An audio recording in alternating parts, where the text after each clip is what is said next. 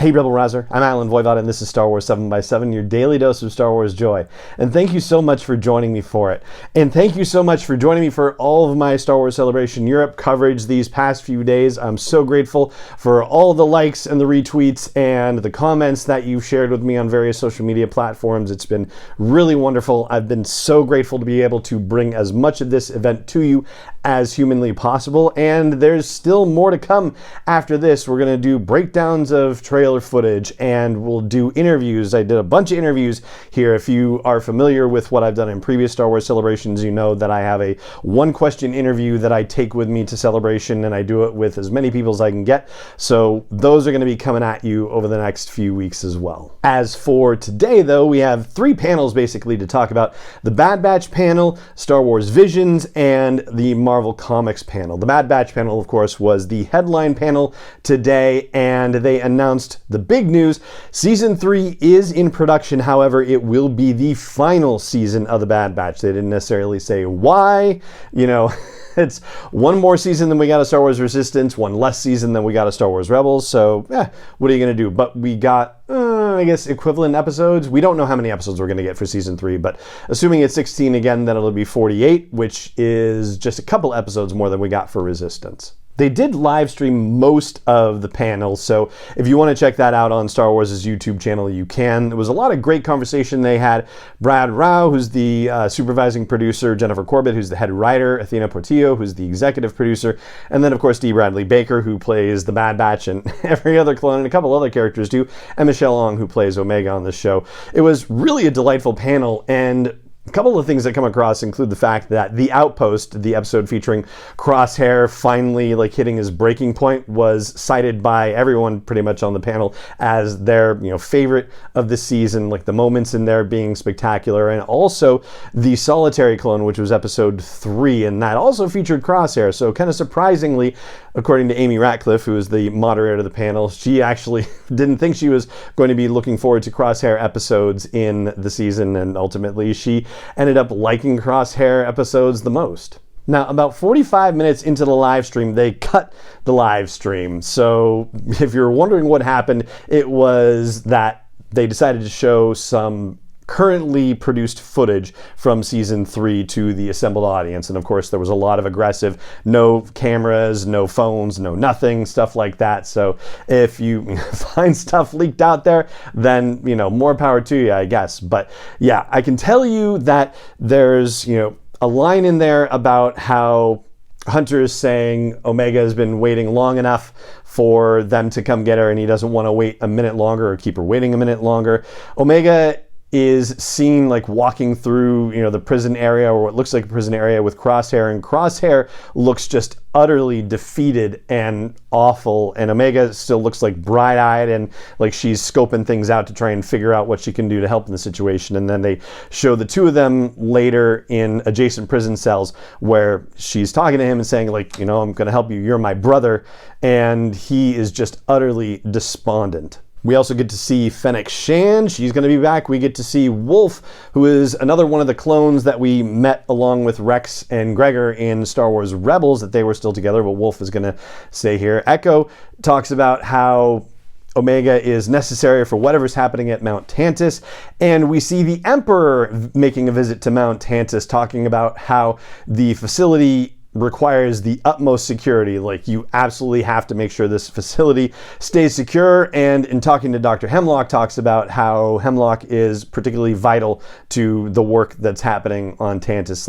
Palpatine recognizes the importance of Hemlock and what he's doing for him. So yeah, that's what we've got about the Bad Batch, basically. All that stuff was just very quick cuts and all that fun stuff. But looks to be an exciting season, and also looks to be the last season, so there's going to have to be some resolution. As far as Star Wars Visions goes, there is a trailer for Star Wars Visions. It's available on the Star Wars YouTube channel, so I will link to that in the blog post for the show's episode at sw7x7.com.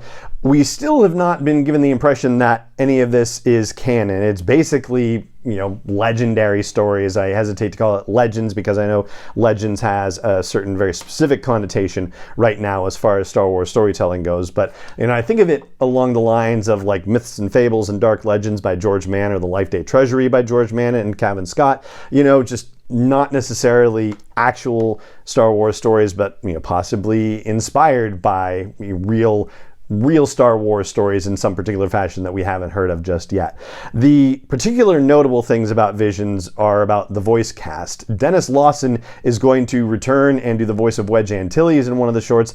Angelica Houston is going to do the voice of a character called the Sith Mother, which is pretty exciting. We also have Daveed Diggs, who is a Star Wars alum. He did voices on Star Wars Resistance. He might be slightly better known as the Marquis de Lafayette and Thomas Jefferson from the musical Hamilton. He originated those roles, but he's going to have voice work in this. That'll be coming on May 4th. And by the way, if I didn't say it, they did not say when Bad Batch Season 3 would be coming. And last but not least, the Marvel Comics panel. So they did more High Republic stuff here again. This is now, I think, the third non-High Republic panel where they had High Republic news. They basically talked about High Republic issues 8, 9, and 10. They also talked about the Yoda miniseries. There's a framing story that's going through all 10 issues of it. Maxi series, I guess, is properly the thing you should call it. And he's talking to somebody in that Maxi series framing story, and we're going to find out in issue number 9 of 10 who that is. There's going to be a Return of the Jedi ongoing celebration. They had announced previously that there would be Akbar and Max Rebo one-shots, but they announced that at Celebration. They talked about the fact that the Son of Starro series is going to explore the Starros family and also maybe tie in a little bit to the High Republic, because there's an ancestor, Avon Starros, who appears in High Republic storytelling. So yeah, there's that too. There's been apparently a very popular Marvel Comics series called Black, White, and Red, and they're extending it to Star Wars with Darth Vader in a 4-issue miniseries, and Jason Aaron is returning to write a framing story that goes across all 4 issues, and the 4 issues are going to have other individual writers working on them. There's going to be sort of a mini crossover between the Darth Vader series and the Dr. Aphra series. There's going to be a team-up with Aphra and Luke Skywalker, which is a great odd couple situation. And then there's going to be a crossover event in the summer that's called Dark Droids, and they've had a couple of teasers of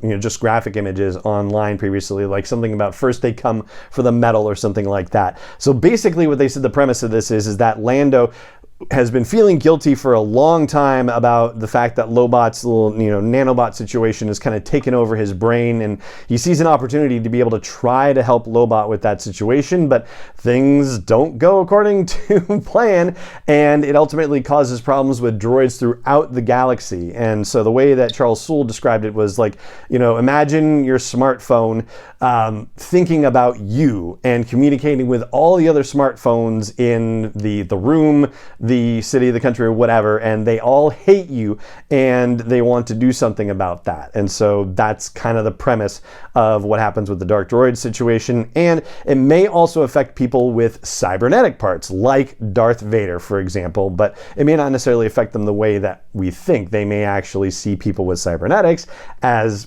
possible allies, or maybe the enemy of my enemy is my friend kind of things. That's unclear, but there's some implication that perhaps the evil droids or the acting out droids wouldn't necessarily look at Darth Vader as another target per se. And so that's what I've got for you in the breakdown of everything that was newsworthy from a storytelling standpoint at Celebration on Monday. And they did announce when the next Celebration is going to be.